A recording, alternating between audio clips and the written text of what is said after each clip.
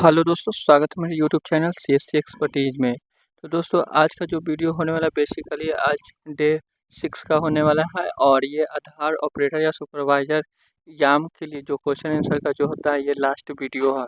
और इसके बाद इसी के साथ हम इसका जो भी क्वेश्चन आंसर का यानी कि टोटल क्वेश्चन आंसर का जो पीडीएफ होगा यानी कि डे 6 में आपको मिल जाएंगे, यानी कि हमारे टेलीग्राम ग्रुप में आपको वहाँ पे मिल जाएंगे। तो आइए आप हमारे टेलीग्राम ग्रुप में वहाँ से जाकर डाउनलोड कर सकते हैं। और टेलीग्राम ग्रुप का जो होगा लिंक वीडियो के डिस्क्रिप्शन में हम आपको प्रोवाइड कर देंगे, तो आप वहाँ से क्लिक करके हमारे टेलीग्राम ग्रुप में जुड़ जाएंगे।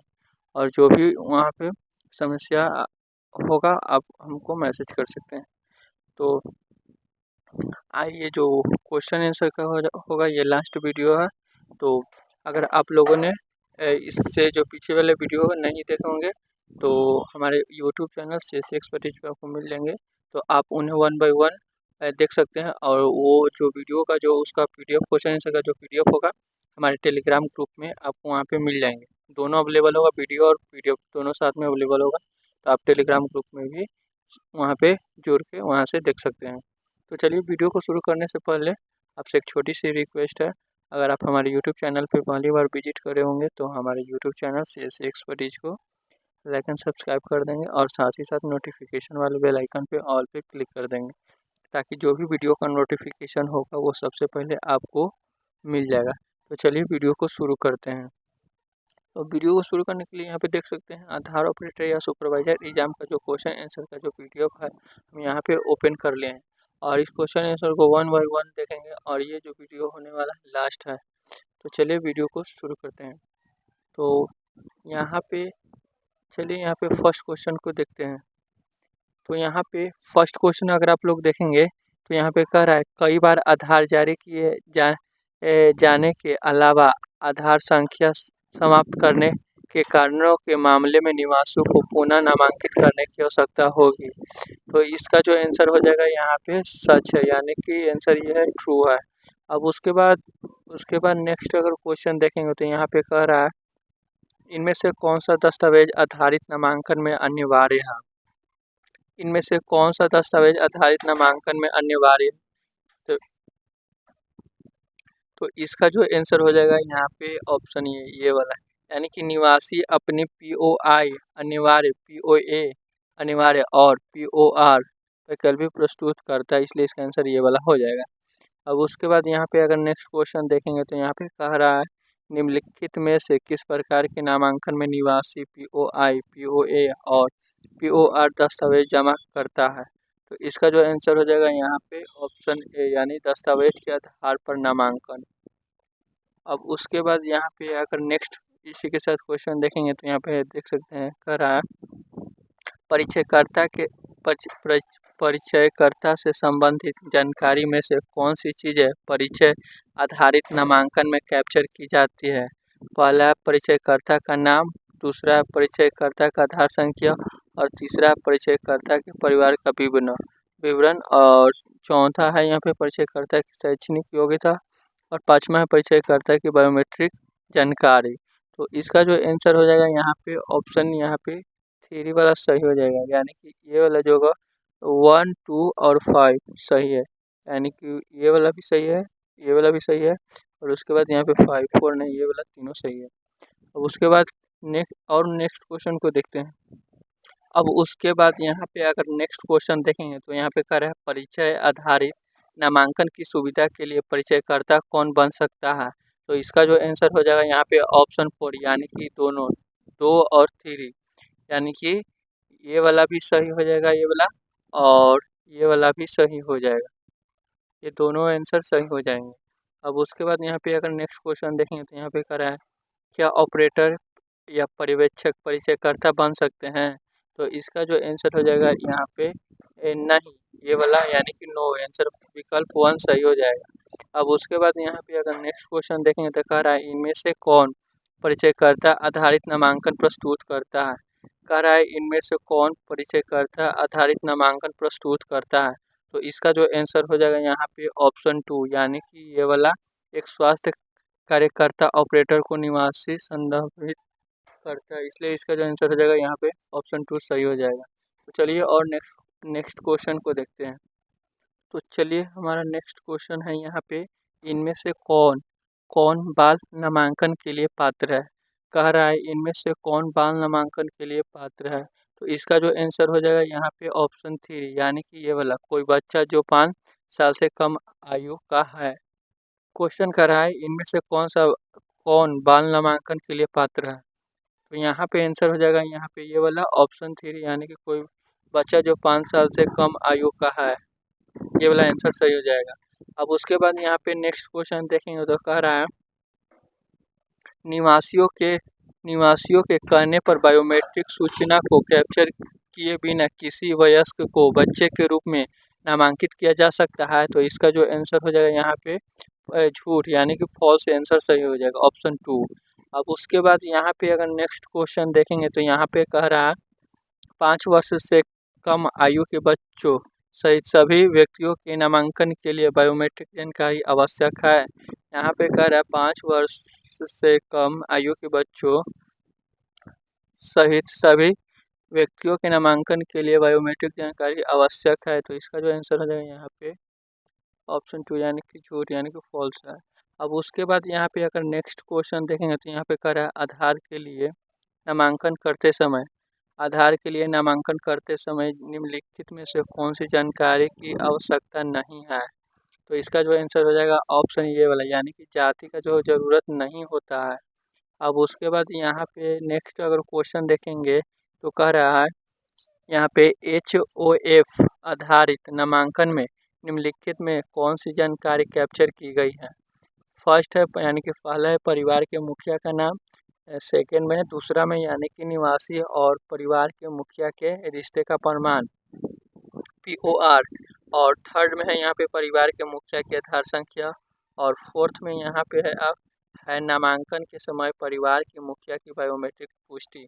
तो इसका जो आंसर हो जाएगा यहाँ पे ऑप्शन 4 यानी कि दिए गए सभी विकल्प यानी कि ये जो भी विकल्प यहाँ पे दिए हुए हैं ये सभी यहाँ पे सही है यानी कि सत्य है, इसलिए आंसर यहाँ पे दिए गए ऑल हो जाएगा। अब उसके बाद और नेक्स्ट क्वेश्चन को देखते हैं।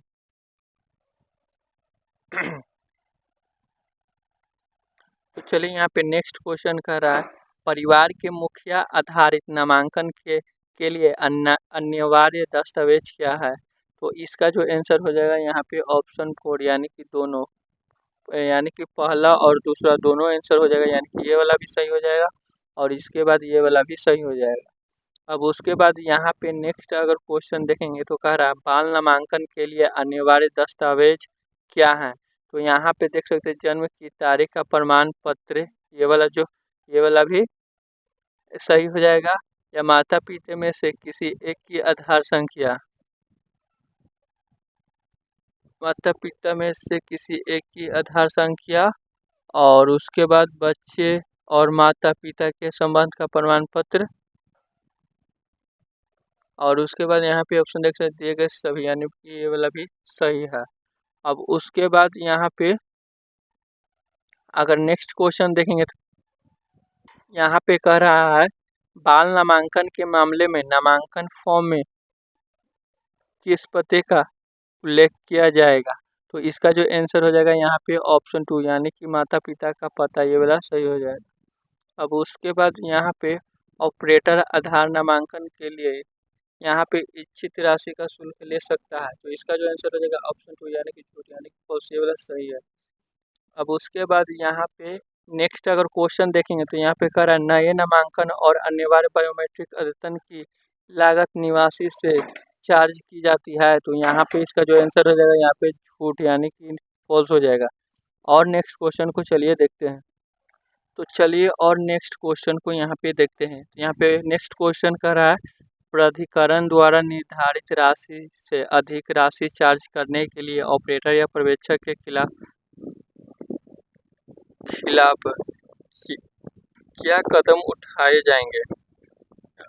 यहाँ पे क्वेश्चन अगर देखेंगे तो यहाँ पे कह रहा है प्राधिकरण द्वारा निर्धारित राशि से अधिक राशि चार्ज करने के लिए ऑपरेटर या पर्यवेक्षक के खिलाफ तथा कदम उठाए जाएंगे। तो यहाँ पे इसका जो आंसर हो जाएगा ऑप्शन यहाँ पे 4 यानी कि पहला और दूसरा सही हो जाएगा, यानी कि यहाँ प्रतिबंधीकरण और दूसरा जो होगा यहाँ पे यानी कि ये वाला यहाँ पे पहली जांच रिपोर्ट, ये वाला यहाँ पे तो यानी कि ऑप्शन ए और ऑप्शन 2 दोनों सही हो जाएंगे। अब उसके बाद यहाँ पे अगर नेक्स्ट क्वेश्चन देखेंगे तो यहाँ पे कह रहा है निम्नलिखित में से निवासी के बायोमेट्रिक विवरण को प्रस्तुत करता है। तो इसका जो आंसर हो जाएगा यहाँ पे ऑप्शन 4 यानी कि सभी दिए गए विकल्प ये वाला सही हो जाएंगे। और उसके बाद नेक्स्ट अगर क्वेश्चन देखेंगे तो यहाँ पे कह रहा है निम्नलिखित में से कौन सा निवासी के जनसंख्या के विवरण का संदर्भ देता है। तो इसका जो आंसर हो जाएगा यहाँ पे ऑप्शन ये वाला फर्स्ट सही होगा, ईमेल आईडी और मोबाइल नंबर, ये वाला सही हो जाएगा। अब उसके बाद यहाँ पे अगर नेक्स्ट क्वेश्चन देखेंगे तो यहाँ पे कह रहा है नामांकन के लिए अपेक्षित सूचना में निम्नलिखित शामिल है। यहाँ पे नामांकन के लिए अपेक्षित सूचना में निम्नलिखित शामिल है। तो इसका जो आंसर हो जाएगा ऑप्शन 2 यानी कि ये वाला नाम, पता, लिंग, जन्म की तिथि, ईमेल और मोबाइल नंबर, ये वाला जो है ऑप्शन 2 सही हो जाएगा। अब उसके बाद यहाँ पे अगर नेक्स्ट क्वेश्चन को देखेंगे तो कह रहा है नामांकन ऑपरेटर खाली स्थान होगा। इसका जो आंसर जो हो जाएगा यहाँ पे ऑप्शन 2 यानी कि ये वाला सही हो जाएगा। प्राधिकारी द्वारा स्वीकृत नामांकन सॉफ्टवेयर का उपयोग कर यहाँ पे जनांकीय सूचना लेना, बायोमेट्रिक जानकारी लेना, ये वाला ऑप्शन 2 सही हो जाएगा। चलिए और नेक्स्ट क्वेश्चन को देखते हैं। तो चलिए यहाँ पे नेक्स्ट क्वेश्चन है यहाँ पे हमारा निम्नलिखित में से किसको अनिवार्य अपडेट की आवश्यकता होती है। तो यहाँ पे इसका जो आंसर हो जाएगा ऑप्शन 3 यानी कि ये वाला 5 साल की उम्र प्राप्त करने वाले बच्चे की बायोमेट्रिक जानकारी, ये वाला सही हो जाएगा। अब उसके बाद यहाँ पे अगर नेक्स्ट क्वेश्चन देखेंगे तो यहाँ पे कह रहा है आधार बनाने की प्रक्रिया में डी डुप्लीकेशन प्रक्रिया क्या है। तो यहाँ पे इसका जो आंसर हो जाएगा ऑप्शन ए पहला यानी कि किसी भी डुप्लीकेट नामांकन की जांच करना और अस्वीकार करना, ये वाला सही हो जाएगा। तो चलिए और नेक्स्ट क्वेश्चन को देखते हैं। तो चलिए नेक्स्ट क्वेश्चन यहाँ पे देखते हैं। तो नेक्स्ट क्वेश्चन यहाँ पे कह रहा है आधार बनाने की प्रक्रिया के सही क्रम की पहचान करें। तो पहला है यहाँ पे किसी भी डुप्लीकेट नामांकन को अस्वीकार करना, और दूसरा है यहाँ पे नामांकन पैकेट CIDR में अपलोड करें, और तीसरा है आधार संख्या निवासी को सूचित की जाती है, और पांचवा है प्रतिकरण प्राप्त नामांकन डेटा को यहाँ पे संसाधित करता है। तो इसका जो आंसर हो जाएगा ऑप्शन 3 यानी कि ये वाला सही हो जाएगा। यहाँ पे देख सकते हैं यहाँ पे ऑप्शन 2 पांचवा, पहला, तीसरा और यहाँ पे चौथा, ये वाला सही हो जाएगा। अब उसके बाद यहाँ पे अगर नेक्स्ट क्वेश्चन देखेंगे तो यहाँ पे कह रहा है यदि किसी निवासी के पास प्रमाण पत्र की आवश्यकता सहायक दस्तावेजों में से कोई भी नहीं है तो नामांकन खाली स्थान वीडियो से किया जा सकता है। तो इसका जो आंसर हो जाएगा ऑप्शन ए यानी कि ये वाला परिचयकर्ता आधारित नामांकन, परिवार के प्रमुख आधारित नामांकन, ये वाला सही हो जाएगा। और उसके बाद यहाँ पे नेक्स्ट अगर क्वेश्चन देखेंगे तो यहाँ पे कह रहा है बच्चे के लिए अनिवार्य बायोमेट्रिक अपडेट खाली स्थान है। तो यहाँ पे इसका जो आंसर हो जाएगा यहाँ पे ऑप्शन ए यानी कि बिना किसी मूल्य के। और उसके बाद और नेक्स्ट क्वेश्चन यहाँ पे देखेंगे तो यहाँ पे देख सकते हैं कह रहा है बायोमेट्रिक विवरण अपडेट करने के लिए निम्नलिखित में से किस मोड का निवासी उपयोग कर सकता है। तो इसका जो आंसर हो जाएगा ऑप्शन 2 यानी कि ये वाला सही हो जाएगा, नामांकन केंद्र पर जाकर। तो चलिए और नेक्स्ट क्वेश्चन को देखते हैं। तो चलिए नेक्स्ट क्वेश्चन यहाँ पे है कह रहा है एक निवासी प्राधिकरण की वेबसाइट पर अपने आधार विवरण में किए गए अपडेट की स्थिति को कैसे ट्रैक कर सकता है। तो इसका जो आंसर हो जाएगा यहाँ पे ऑप्शन 2 ये वाला यानी कि यहाँ पे देख सकते हैं SSUP पोर्टल के माध्यम से प्राप्त पावती पर्ची या URN पर मुद्रित EID का उपयोग करके, ये वाला आंसर सही हो जाएगा यानी कि ऑप्शन 2 वाला विकल्प 2 वाला सही हो जाएगा। अब उसके बाद यहाँ पे अगर नेक्स्ट क्वेश्चन देखेंगे तो कह रहा है आधार संख्या यहाँ पे भौतिक रूप में निवासियों को भेजी जा सकती है जिसमें खाली स्थान शामिल है। तो ये जो ऑप्शन 4 यानी कि पत्र जो होता है ये वाला सही हो जाएगा। अब उसके बाद यहाँ पे अगर नेक्स्ट क्वेश्चन देखेंगे तो यहाँ पे कह रहा है आधार अद्यतन अनुरोध नामांकन केंद्र में निवासी के खाली स्थान पुष्टि के बाद होता है। तो इसका जो आंसर हो जाएगा यहाँ पे ऑप्शन 1 यानी कि आधार आधारित बायोमेट्रिक पुष्टि, ये वाला सही हो जाएगा। अब उसके बाद यहाँ पे नेक्स्ट अगर क्वेश्चन देखेंगे तो यहाँ पे कह रहा है ईमेल आईडी और मोबाइल नंबर आधार डाटाबेस में निम्नलिखित मोड के द्वारा अद्यतन किया जा सकता है। तो इसका जो आंसर हो जाएगा यहाँ पे ऑप्शन ए यानी कि ये वाला नामांकन केंद्र पर जाकर, ये वाला सही हो जाएगा। तो चलिए और नेक्स्ट क्वेश्चन को देखते हैं। तो चलिए यहाँ पे नेक्स्ट क्वेश्चन कह रहा है निवासी को पता आधार डाटाबेस में निम्नलिखित मोड के द्वारा अद्यतन किया जा सकता है। तो इसका जो आंसर हो जाएगा यहाँ पे ऑप्शन 3 यानी कि SUP पोर्टल, ये वाला सही हो जाएगा। अब उसके बाद यहाँ पे अगर नेक्स्ट क्वेश्चन देखेंगे तो यहाँ पे कह रहा है पंजीकृत मोबाइल संख्या ऑनलाइन मोड SUP पोर्टल के माध्यम से निवासी के पता अद्यतन करने के लिए अनिवार्य है। तो इसका जो आंसर हो जाएगा यानी कि ऑप्शन ये पहला सही हो जाएगा। अब उसके बाद यहाँ पे अगर नेक्स्ट क्वेश्चन देखेंगे तो यहाँ पे कह रहा है ऑनलाइन मोड यानी कि SUP पोर्टल के माध्यम से नए मोबाइल नंबर को अपडेट करने के लिए निवासी का पंजीकृत मोबाइल नंबर अनिवार्य है। तो इसका जो आंसर हो जाएगा यहाँ पे ऑप्शन ये है यानी कि मोबाइल नंबर SUP पोर्टल का उपयोग कर अद्यतन नहीं किया जा सकता है, ये वाला सही हो जाएगा। अब उसके बाद यहाँ पे अगर नेक्स्ट क्वेश्चन देखेंगे तो यहाँ पे नेक्स्ट क्वेश्चन कह रहा है OTP one time password SUP portal के माध्यम से पता अद्यतन जमा करते समय मोबाइल नंबर पर भेजा जाता है। तो इसका जो ऑप्शन ए यहाँ पे सही हो जाएगा यानी कि आधार में पंजीकृत मोबाइल संख्या, और तीसरा ऑपरेटर या पर्यवेक्षक स्वयं के द्वारा उसकी या उसके मोबाइल नंबर अद्यतन कर सकते हैं।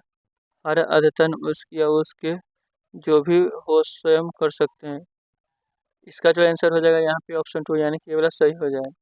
अब उसके बाद यहाँ पे अगर नेक्स्ट क्वेश्चन देखेंगे तो यहाँ पे कह रहा है ऑपरेटर या पर्यवेक्षक सिस्टम में यहाँ पे अतिरिक्त जानकारी जोड़ सकते हैं बिना निवासी के। तो इसका जो आंसर होगा यहाँ पे ऑप्शन 2 यानी कि झूठ, ये वाला सही हो जाएगा।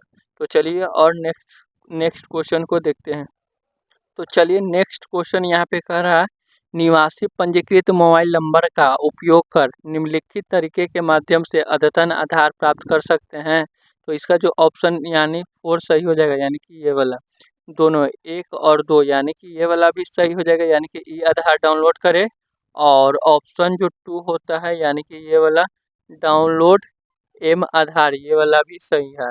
अब उसके बाद नेक्स्ट अगर क्वेश्चन यहाँ पे देखेंगे तो यहाँ पे कह रहा है निवासी डाक सेवा का उपयोग कर जनसंख्यांकीय अद्यतन की जानकारी प्राप्त कर सकते हैं। तो इसका जो आंसर हो जाएगा ऑप्शन 2 यानी कि ये वाला, झूठ है नहीं। और उसके बाद यहाँ पे अगर नेक्स्ट क्वेश्चन देखेंगे तो यहाँ पे कह रहा है संबंधित क्षेत्र में निवासी की जन्म तिथि, दिन, महीने और खाली स्थान को इंगित करते हुए रिकॉर्ड करें। तो इसका जो ऑप्शन 3 यानी कि ये वाला वर्ष वाला, ये सही हो जाएगा।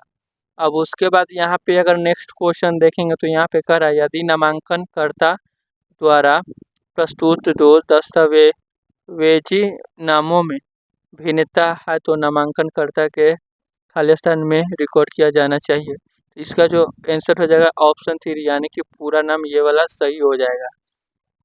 अब उसके बाद यहाँ पे अगर नेक्स्ट क्वेश्चन देखेंगे तो यहाँ पे कह रहा है उपलब्ध बॉक्स में पुरुष, महिला या ट्रांसजेंडर का उल्लेख करके नामांकनकर्ता द्वारा घोषित किए गए रिकॉर्ड के अनुसार नामांकन एजेंसी द्वारा खाली स्थान को दर्ज किया जाना चाहिए।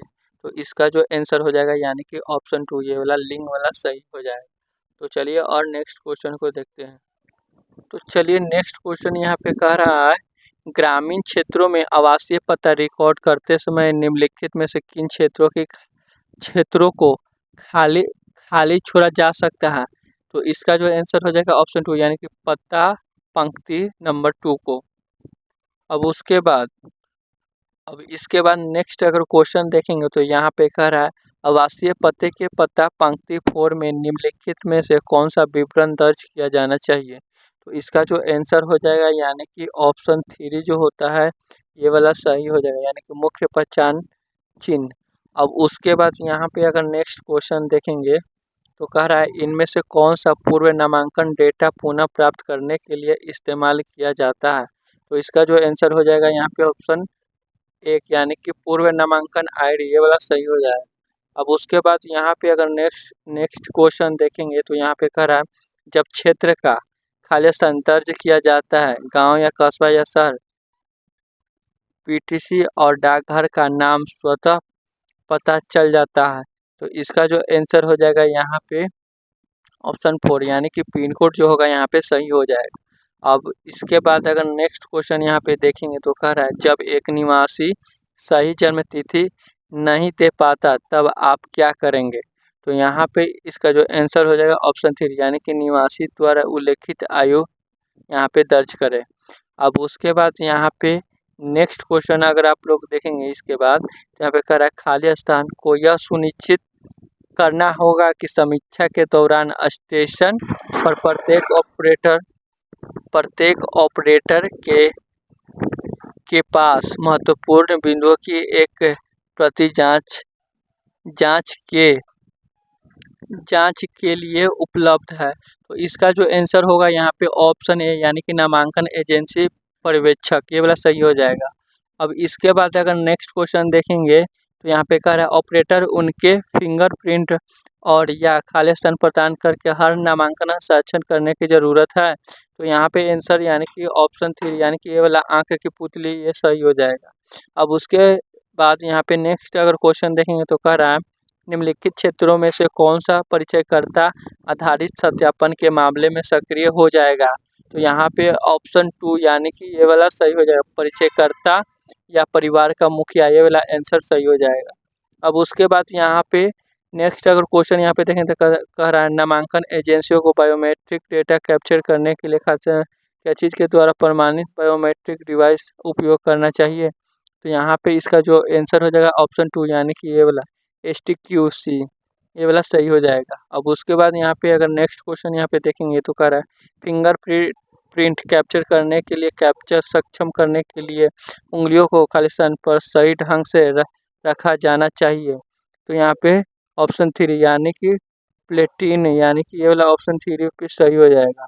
अब उसके बाद यहाँ पे नेक्स्ट अगर स्टेप देखेंगे तो यहाँ पे खड़े होकर फिंगरप्रिंट सबसे अच्छा कैप्चर किया जाता है। तो यहाँ पे हाँ ये वाला सच यानी कि ऑप्शन सही, ये वाला सही हो जाएगा। तो दोस्तों आज के इस वीडियो में जो आधार ऑपरेटर या सुपरवाइजर एग्ज़ाम का जो क्वेश्चन आंसर का जो होता है यहाँ पे लास्ट है, वीडियो जो होगा ये लास्ट है, और जो भी यहाँ पे टोटल क्वेश्चन होगा यानी कि ये लास्ट वीडियो है, और लास्ट जो पीडीएफ होगा हम प्रोवाइड कर देंगे। जो लास्ट पीडीएफ प्रोवाइड करेंगे टेलीग्राम ग्रुप में आपको वहाँ पे मिल जाएंगे, और वहाँ से आप जो भी यानी कि इसके टोटल 510 क्वेश्चन आंसर है, इन्हीं 510 क्वेश्चन आंसर में से आपको यहाँ पे क्वेश्चन आंसर को जवाब वहाँ पे पूछा जाएगा। तो अगर आप ये 510 क्वेश्चन आंसर को अच्छे से याद कर लेते हैं तो आधार ऑपरेटर या सुपरवाइजर एग्ज़ाम इजीली आप पास कर देंगे। तो आज के इस वीडियो में बस इतना ही। अगर वीडियो अच्छा लगा होगा तो लाइक ज़रूर कर दीजिएगा और सब्सक्राइब कर देंगे, और साथ ही साथ नोटिफिकेशन वाले बेल आइकन पे ऑल पे क्लिक कर देंगे। तो आज के इस वीडियो में बस इतना ही। धन्यवाद।